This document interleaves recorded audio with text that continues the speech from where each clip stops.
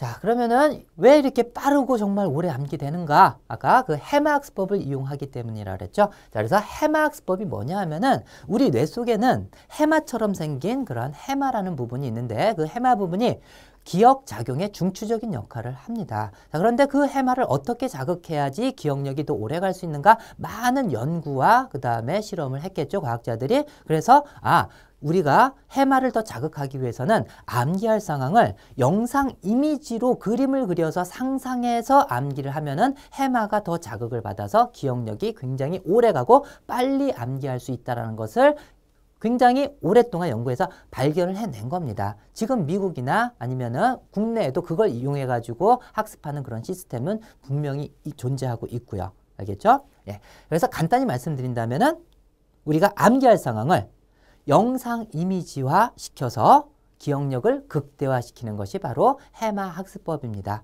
자, 그러면 이렇게 제가 많이 설명하는 것보다도 직접 체험을 해보면은 더 확실하게 정말 잘 되는구나 이걸 느낄 수가 있을 거예요. 자, 그래서 제가 15단어를 쭉 불러드리면은 영어 아닙니다. 일단은 한글로 시작을 할게요. 그래서 한글 15단어를 갖다 불러주면은 여러분들 순서대로 그걸 암기를 할 수 있습니까? 한 번만에? 절대 못하죠. 그죠? 하지만 해마학습법은 가능합니다. 그걸 여러분들이 지금 할 거예요. 일단 저를 믿고요. 된다라는 생각을 갖고 들어야지 안 돼. 저거 뭐 되겠어. 이런 생각 들으면 안 됩니다. 저를 믿고서 일단 편안하게 마음을 한번 비운다라고 한번 생각을 해보세요. 마음을 비우고서 자, 이번엔 눈을 한번 감아주세요. 눈 뜨지 마세요. 자, 눈 감고서 자, 제가 단어를 불러드리면 머릿속으로 재미있게 상상만 하면 됩니다. 자, 시작할게요. 자, 풍선이 하늘 높이 둥둥 떠 올라가고 있습니다. 커다란 풍선. 자, 그 풍선 밑에 돼지가 묶여져서 같이 올라가고 있어요. 돼지. 자, 그 돼지 코에서 번쩍번쩍하는 동전이 막 쏟아지고 있습니다. 동전. 자, 동전이 막 쏟아지니까 동전을 우산으로 막고 있네요. 우산. 자, 그 우산을 누가 쓰고 있나 봤더니 아기가 쓰고 있습니다. 아기. 자, 그 아기가 한 손으로는 우산 받치고 다른 손으로는 막대 사탕을 맛있게 빨고 있습니다. 사탕. 자, 사탕을 너무 맛있게 빨다 보니까 사탕물이 줄줄 녹아 흘러서 바다를 이룹니다. 바다. 자, 그 바다 위에 TV가 둥둥 떠 있습니다. TV. 자, 그 TV 속에서 호랑이가 어흥 하고 뛰쳐나옵니다. 호랑이. 호랑이가 어흥 할 때 그 호랑이 입속에서는 참새가 후루룩 나오네요. 참새. 자, 참새가 하늘 높이 올라가다 보니까 하늘에는 무지개가 아름답게 떠 있습니다. 무지개. 자, 그 무지개 위를 여러분들이 스키를 타고 내려옵니다. 스키.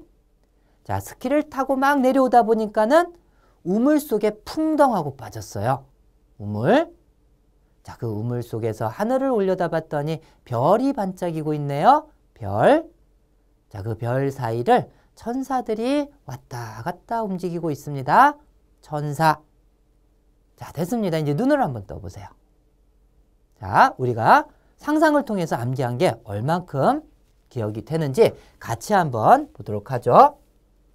여러분들이 먼저 생각을 해가지고 한번 15단어 쭉 적어봐도 상관없습니다.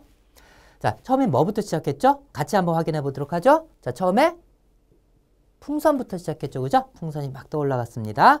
자, 그 다음에 풍선 밑에 돼지가, 그죠? 예, 돼지. 그 돼지 코에서 동전이 막 쏟아져 나왔었죠. 동전. 자, 동전을 우산으로 받치고 있었습니다. 우산. 자, 우산을 누가 쓰고 있었어요? 아기가, 그죠? 그 다음에 그 아기가 또 사탕을 빨고 있었죠? 사탕. 자, 사탕물이 줄줄 녹아 흘러서 바다를 이뤘습니다. 바다, 그죠? 자, 바다 위에 TV가 둥둥 떠 있었죠? TV 속에서 호랑이가 나왔죠? 자, 호랑이 입속에서는 참새가 나왔었죠? 참새. 참새가 하늘 높이 가니까 뭐가 있었어요? 무지개, 그죠? 네. 자, 무지개 위를 여러분들이 스키 타고 왔었죠? 스키. 자, 스키 타고 쭉 내려오다 보니까 어디에? 우물에 풍덩 빠졌습니다. 우물. 우물에서 하늘 봤더니 별. 자, 별 사이를 전사. 됐습니다. 이렇게 해서 15단을 우리가 암기했습니다. 어떻습니까? 여러분들 몇 개나 암기했어요?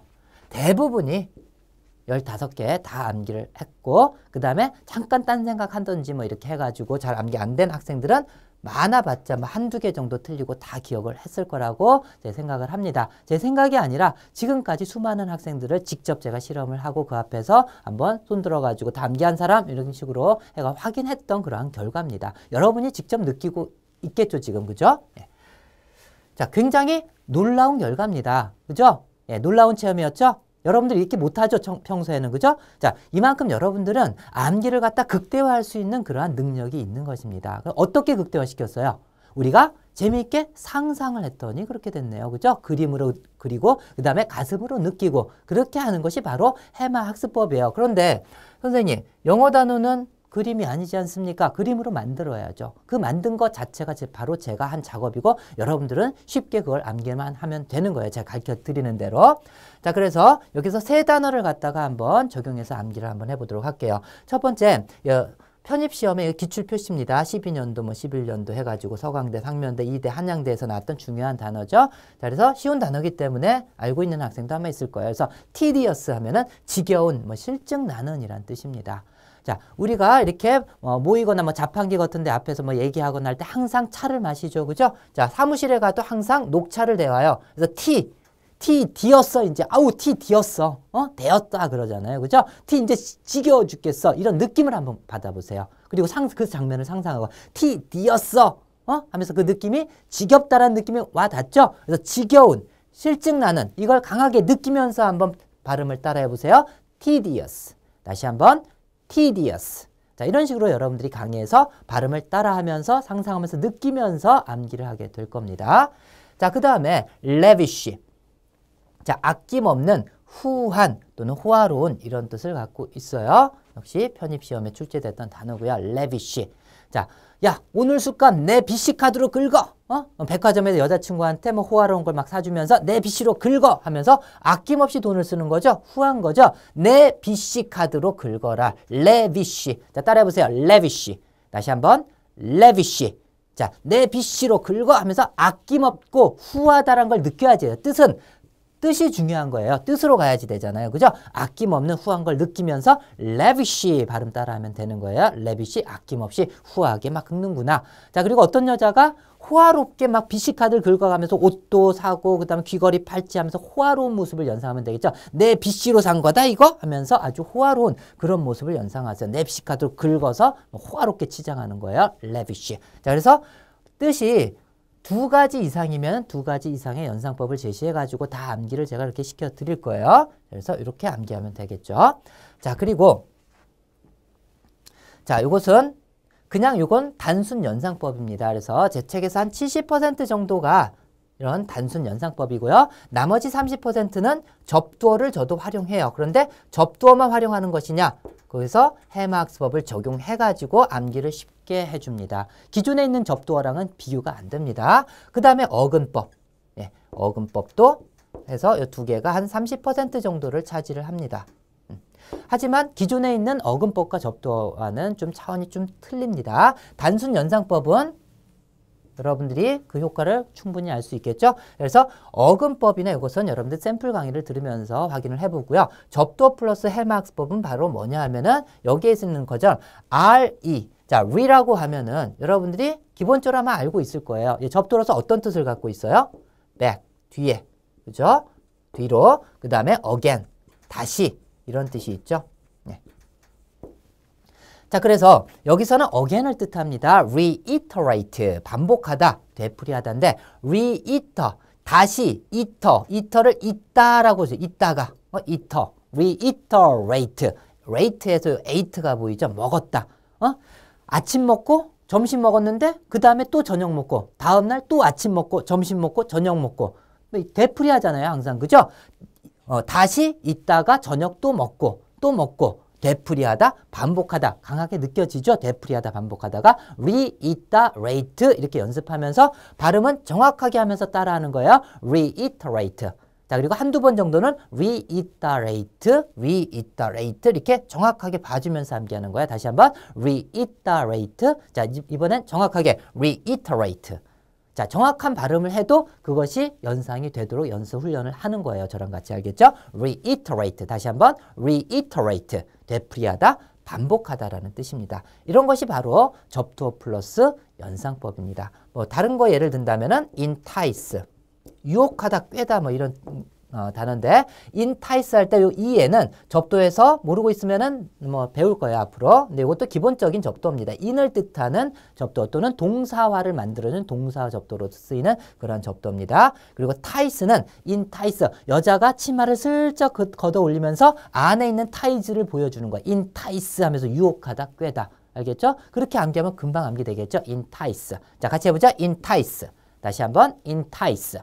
자, 이런 식으로 접두어를 활용하는 것도 해마학습법을 적용하면 쉽게 암기가 된다는 것입니다. 네. 자, 이렇게 해서 해마학습법에 적용해서 어떻게 단어를 앞으로 암기할지 이제 좀 느낌이 오시죠? 자, 이런 식으로 암기를 하게 될 거예요.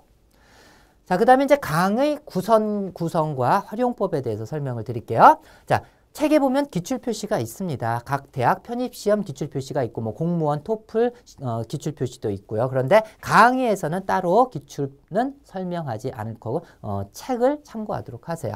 자, 그 다음에 파생어 같은 경우도 다 해주진 않습니다. 기본적인 그러니까 어미 변화를 통해서 파생어가 만들어지잖아요. 그래서 규칙적으로 뭐 month가 붙으면 명사가 된다. 그 다음에 fully 붙으면 형용사가 된다. 이 정도는 알 겁니다. 이건 여러분들이 한두 번 정도만 읽어보면 되고요. 그 표제어를 암기하는 것이 중요하죠. 그죠? 자, 그리고 파생어 중에서도 중요한 파생어들이 또 있어요. 자, 그리고 어미 활용이 아주 특별하거나 변형이 너무 많이 돼가지고 좀 따로 좀 봐야지 되겠다. 이런 것들은 제가 설명을 해줍니다. 강의에서. 그런 것들 위주로서 파생어는 설명을 해줄 겁니다.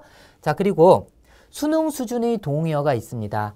그 표제어 옆에 뜻 옆에다가 가로 열고 동의어를 갖다 몇 개 이렇게 적어 놓은 것들이 있습니다. 이것은 수능 수준의 동의어만 제가 적었어요. 왜 그러냐 하면은 어려운 동의어를 갖다가 적으면은 사전 찾아가지고 또 암기할 시간이 필요하잖아요. 시간 낭비입니다. 어차피 그 단어들은 나중에 최고 난도까지 가가지고 여러분들이 다 복습을 할 단어, 배울 단어들이에요. 그래서 수능 단어를 집어넣어가지고 수능 단어들 중에서도 편입시험이나 공무원 시험이나 이런 시험에서 중요하게 많이 나오는 것들 위주로서 제가 집어넣었거든요. 그래서 이걸로써 여러분들이 수능 수준의 어휘가 내가 되어 있는지 확인도 가능합니다.